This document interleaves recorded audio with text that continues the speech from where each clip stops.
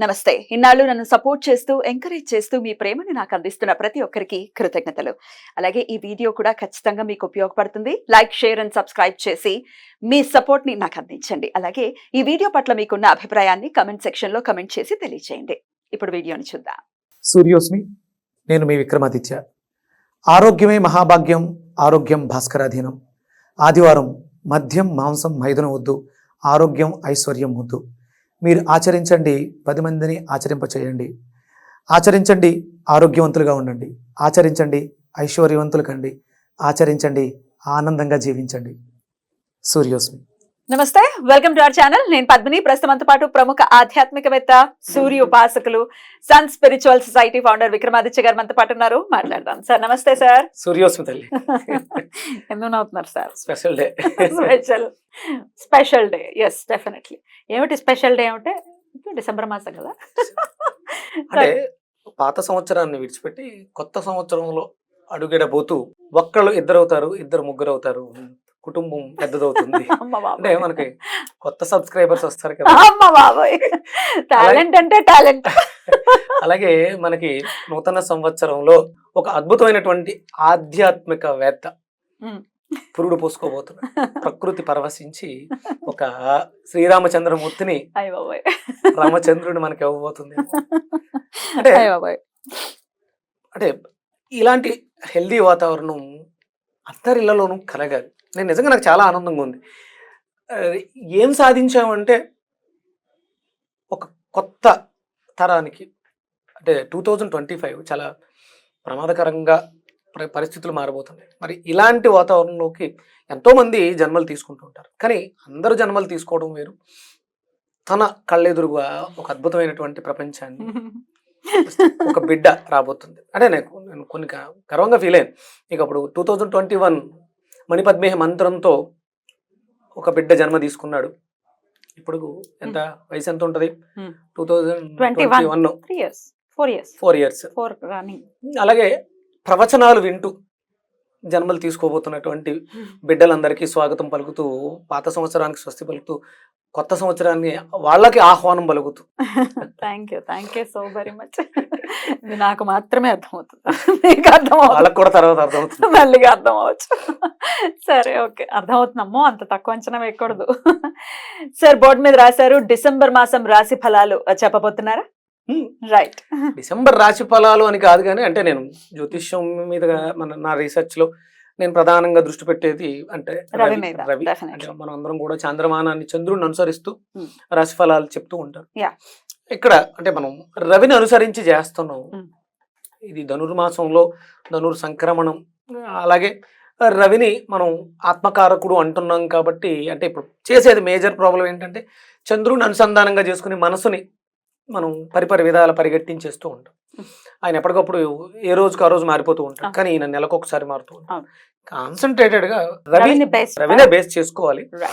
అసలు రవి అంటే ఎవరు? అదే కదా మీరు అడగబోయేది. అంతే, రవి తండ్రి, తండ్రి కారకుడు, అంతే, ఆత్మకారకుడు. ఇంకా ఫేమ్ ఏమిటి, తర్వాత ఆరోగ్యం ఏమిటి, అన్ని రకాల ఏ టు జెడ్. ఇప్పుడు చంద్రుడినే మనం ప్రమాణంగా తీసుకుంటే ఇక్కడ చంద్రుడు మిస్ అయ్యాడు. చంద్రుడు అంటే తిరుగుతూనే ఉంటాడు కదా అని రాయలేదు. అంటే సహజంగా ఈయన నుంచి తీసుకున్నటువంటి కాంతితో ఆయన పరిభ్రమిస్తూ ఉంటాడు. ఎగ్జాక్ట్లీ. కానీ ప్రధానంగా మనం తీసుకోవాల్సింది రవిని. 16th కి ఆయన వచ్చేస్తారు, ధనుసు రాశిలోకి వస్తారు. అప్పటి నుంచి ధనుర్మాసం కూడా ప్రారంభం కాబోతుంది. సో రవిని బేస్ చేసుకుని చెప్తారు. ఒక వెజిటబుల్ థెరపిస్ట్ గా 12 రాశుల వాళ్ళు ఇండికేషన్స్ ఏమిటి, ఏమేమి జరగబోయే పరిస్థితులు ఉంటాయి, అలాగే ఖచ్చితంగా ఆరోగ్యం మస్ట్ అండ్ షుడ్ గా ప్రతి ఒక్కరూ కాపాడుకోవాలి. అందులో ఎటువంటి సందేహం లేదు, ప్రయత్నపూర్వకంగా కదా. రాశి ఫలాల ప్రకారం, గోచారం గ్రహచారం ప్రకారం 2025 చాలా ప్రమాదకరంగా, కరోనా కంటే పెద్ద ప్రమాదకరమైనటువంటి విపత్తు రావచ్చు అని అంచనాలు వేయటం జరిగింది. దానికి ముందే మనం సిద్ధపడి జాగ్రత్త పడితే, 10 మందిని జాగరూకతకి మేలుకొల్పితే, అందరూ నిద్రావస్థలోంచి బయటకు వచ్చి అసలు ఏం జరుగుతుందని చూడగలిగితే ఆ ప్రమాదం నుంచి తప్పించుకోవచ్చుగా. తప్పించలేకపోవచ్చు మనం, కానీ మనం ఎవరికి వాళ్ళ ఇండివిజువల్ తప్పించుకోవచ్చు. అందుకని ఇక్కడ ఆత్మకారకుడైనటువంటి రవి గురించి మాట్లాడడం జరిగింది. ప్రపంచాన్ని జాగృత పరచడంలో బ్రిటిషర్స్ విజయం సాధించి స్వాతంత్రాన్ని ఇచ్చినట్టు ఇచ్చి వెళ్ళిపోయారు, కానీ వాళ్ళ అడుగుజాడల్లోనే మనం ఇంకా వెస్ట్రన్ పోకడలతో మన జీవితాన్ని నాశనం చేసుకుంటాం. సూర్యుడితో అనుసంధానం అయితే జీవితాలు ఎలా మారతాయి అనేది మనం చూస్తున్నాం, జనం చెప్పుకుంటూ ఉన్నారు. నాకు చాలామంది వాళ్ళ కాల్స్, వాళ్ళ జీవితాల్లో జరిగిన మార్పులు. బెంగళూరు నుంచి నిన్న ఒక మెసేజ్, ఒక అడ్వకేట్ ఆదిలక్ష్మి పూజని పరిచయం చేసి, మనం ఆదిలక్ష్మి పూజ గురించి మాట్లాడాం. మా జీవితాల్లో అద్భుతమైనటువంటి మార్పులు వచ్చినాయి, ఎంతో మందికి వాళ్ళలో వాళ్ళే చెప్పేసుకుని వాళ్ళ జీవితాల్లో చాలా మార్పులు వచ్చినాయి అని మెసేజ్ పెట్టడం సో బ్యూటిఫుల్. సంతోషం కదా. అది ఇంకొంచెం బాధ్యత నా మీద పెంచింది, ఇది ఇంకా బాగా తెలియాలి. ఇప్పుడు ఇది ధనుర్మాసం ఎలా అంటామమ్మా అంటే, ఇప్పుడు కృతికా నక్షత్రంతో పౌర్ణమి ఏర్పడితే కార్తీక. మరి ధనుర్మాసం అని ఎలా చెప్పాం? రవిని బేస్ చేసుకునే అంటే వృచ్చిక మాసం, ఇది తులా మాసం. అంటే రవి ఎక్కడుంటే అక్కడ మాసం, ఆయన 30 రోజులు ఉంటున్నాడు కాబట్టి ఆ పేరు వచ్చింది. మనం గంటలు లెక్కేస్తాం కదా, హవర్ ఎక్కడతో వచ్చింది? హోరతోటే వచ్చింది. అది కూడా ఇదంతా కూడా రవిని బేస్ చేసుకునేవే. ఇదంతా జ్యోతిష్ శాస్త్రం కావచ్చు, ప్లానెటరీ పొజిషన్ కావచ్చు, A to Z ఆయన అనుసంధానం చేసుకుంటాం. Beautiful sir. మరి ద్వాదశ రాశుల వాళ్ళకి ఎలాంటి పరిస్థితులు ఉండేటటువంటి పరిస్థితి ఉంటుంది అంటే, ఈ నెల్లాళ్ళు కూడా డిసెంబర్ మాసం అయిపోతూనే 2025 కూడా ఇంగ్లీష్ క్యాలెండర్ అయినప్పటికీ 25కి స్వాగతం పలుకుతాం మనము. మరి ఈ నెల్లాళ్ళు ఎలా ఉంటుందో ద్వాదశ రాశుల వాళ్ళకి ఒకసారి చూద్దాము. అలాగే ఆరోగ్యాన్ని కాపాడుకోవడం కోసం ఖచ్చితంగా ఏ రాశి వాళ్ళు ఏ రెమెడీస్ చేసుకోవచ్చు, ఏ వెజిటబుల్ ని ఖచ్చితంగా వాడుకోవాలి అనేది కూడా ఈ వీడియోస్ లో ఉంటుంది. ఇంకొక చిన్న మాట చెప్పిన అంటే, వెస్ట్రన్ లో ఇంగ్లీష్ మాసాలుగా తీసుకుందాం, ఇక్కడ మనకి దక్షిణాయనం అయిపోతుంది, తెల్లవారుతుంది, మనం దాన్ని ఏమంటారు బ్రాహ్మీ ముహూర్తంలో ఉన్నాం. బ్రాహ్మీ ముహూర్తం నుంచి దేవతలు నిద్రలేస్తున్నారు. అంటే న్యూ ఇయర్ సెలబ్రేషన్స్ దేవతలు నిద్రలేస్తున్నారు, వాళ్ళకి పగలు అంటే రాత్రి నుంచి పగల్లోకి వస్తున్నారు అనుకోవచ్చుగా. సెలబ్రేట్ చేసుకుందాం దాన్ని కూడా. దక్షిణాయనం నుంచి ఉత్తరాయణంలోకి నడక మార్చుకుంటున్నాడు రవి. మనం అక్కడే తీసుకుందాం. ఒక రకంగా చెప్పాలంటే డిసెంబర్ మిత్ర జయంతి, డిసెంబర్ 25వ తారీఖు మిత్ర జయంతి. అన్యమతస్థులు దాన్ని వేరేగా సెలబ్రేట్ చేసుకుంటున్నా మిత్ర అనే, అంటే ఇప్పుడు కనిపిస్తున్న సూర్యుడు, ద్వాదశ ఆదిత్యులు అంటే కనిపిస్తున్న సూర్యుడే ఆవిడ గర్భంలోకి ప్రవేశించి ద్వాదశ ఆదిత్యులుగా జన్మ తీసుకున్నారా కదా. మనకి కశ్యప ప్రజాపతి కడుపు గర్భంలోకి అంటే అదితి గర్భంలో అప్పుడు ఆయన అడుగుతుంది, పిల్లలు కావాలని కోరుకోండి, ఆ సూర్యుడిని వేరుకుంటది, నువ్వే నా గర్భంలో జన్మించని కోరుకుంది. అక్కడ మిత్రుగా జన్మ తీసుకున్నారు. అది డిసెంబర్ 25 మిత్ర జయంతిగా, అంటే మనకి ఇక్కడ భారతదేశంలో చేసుకోరు. అందుకే మనం డిసెంబర్ 31 అంటే ఈ పాత సంవత్సరానికి స్వస్తి పలుకుతూ కొత్త సంవత్సరంలో ప్రవేశించవచ్చు, తప్పేం లేదు. ఉత్తరాయణానికి వెల్కమ్ చెప్పొచ్చు చాలా ఉత్సాహంగా. అది అంటే మందు మాంసాలతో భ్రష్టు పట్టిపోకుండా స్వాగతం పలకడానికి స్వచ్ఛంగా ఉందాం, దేవతలని ఆహ్వానిద్దాం కదా. తప్పకుండా చక్కగా సమన్వయపరిచారు, చక్కగా దాన్ని అనుసంధానం చేసి. మరి కుంభరాశి వారికి ఎలా ఉండబోతుందండి డిసెంబర్ మాసం అకార్డింగ్ టు సౌరమానం? రవిని ఆలంబనంగా తీసుకుంటూ, రవినే ప్రమాణంగా తీసుకుంటూ మనం చేసేది. ఇక్కడ ఇప్పుడు వీళ్ళకి ఏమవుతుంది, ఇది 11వ స్థానం, లాభస్థానం, లగ్నంలో శని. ఇది సహజంగా అంటే లగ్నం అంటేనే మన తనువు, శరీరానికి తనువుకు సంబంధించింది, మనసుకు సంబంధించింది, ఆత్మకారకుడు కాబట్టి లగ్నాన్ని శరీరంగా తీసుకున్నాము. ఇక్కడ ఆత్మకారకుడు అయినటువంటి రవి ఎక్కడున్నాడు? 11th. 11 అనగానే లాభం.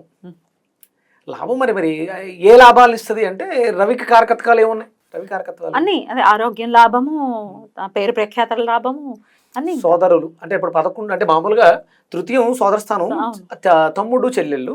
11th అన్న అక్క, బ్రదర్స్, పెద్దవాళ్ళు అన్నమాట.